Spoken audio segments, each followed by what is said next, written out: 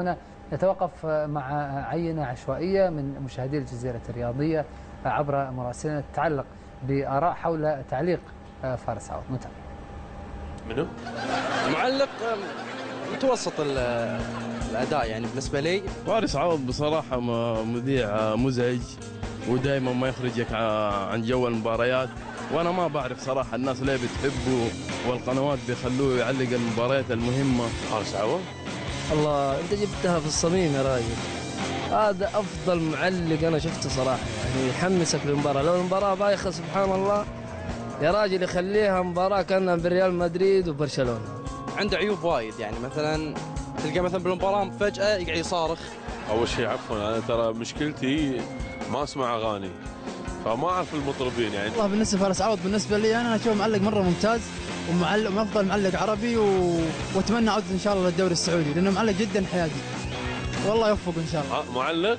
والله فارس عوض زي ما أنت عارف يعني كلام مميز، كل قناة كل مباراة نفس الشيء، يعني كأنك يملي لك من أصل المباراة لما يجي يصيح وشوف يعني كيف جاك يا رجال، ما صارت مباراة.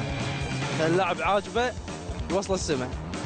والله ما أدري عنه، يعني يمكن سامع عنه بس غالبيتي يعني أمنياتي وأحب أسمع. أنا قبل ما كان عندي الدوري الإنجليزي دائما كنت على كرت الجزيرة، وكنت أتمنى في معلق اسمه فهد العتيبي حقيقة يعني. أما الفارس عوض أول مرة أسمع يعني. طبعا أنت معروف أنك تقبل جميع الآراء، ما يحتاج اللي يمدحك واللي ما يمدحك. أكيد بالضبط، مثل ما أنا ما أتقبل كثير من الأمور وما يعجبني الكثير من الأعمال، طبيعي جدا. يعني ما تضايقت من اللي انتقدوا؟ أنا في معلومة الكثيرين ما يعرفونها عني، والدي لا يعجبه ستايل تعليقي وهو أقرب شخص لي وهو أكثر شخص فرحان بنجاحي. طيب خلينا نسمع آراء أخرى ونكمل. نتابع. أنا آسف أستاذ فارس، بصراحة هذا طلب من المعد، لكن أقسم بالله العظيم أفضل معلق رياضي عندي فارس عوض. والله أنا صراحة أعتذر من الأستاذ فارس، هو معلق ممتاز وطبعا هو المنتج اللي خلانا نقول هذا الكلام، بالعكس هذا أنا ما أحب أتفرج المباراة إلا لما يكون هو المعلق.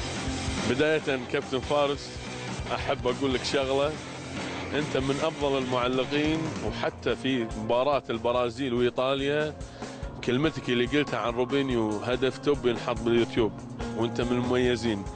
هذا مقلب حبوا قناة الجزيرة وأنا صراحة فاجئوني فيه، يعني أنا أتشرف بصراحة، يمكن مو شايفك وأتشرف أن أسلم عليك وأحييك، وأنت من المعلقين المميزين.